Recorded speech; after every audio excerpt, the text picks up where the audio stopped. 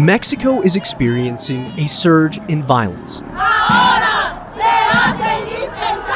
Protests against forced disappearances, violence against women, and a soaring homicide rate are taking place regularly.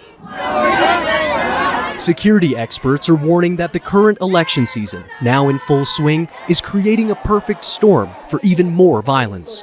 Todas las violencias en México han crecido. All forms of violence in Mexico have increased, all of them. But recently, political electoral violence has grown more. If the next president does not have a new plan, we're in even more serious trouble than we are today. In just the last month, homicides in the country averaged 85 per day, and attacks against candidates for elected office have been on the rise in the lead-up to the 2024 election. And in Mexico, the vast majority of killings are never solved. Many cases are never even investigated. I think we've come to normalize violence, and it's no longer shocking to us. It no longer affects us. We go on with our daily lives, and we no longer stop to analyze it. It no longer causes us so much pain. But these levels of violence are very cruel, very high, and extremely serious. As the presidential elections near, how to bring the cycle of violence to an end is a central issue on the minds of voters.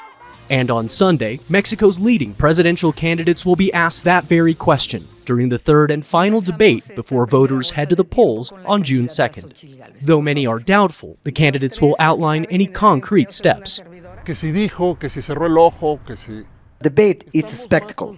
We're more focused on small details, on facial expressions and what the candidates are wearing, than their ideas. So the last thing I would say is that I would like to know if any presidential candidate has any idea how to reduce impunity, and I get the impression that they do not.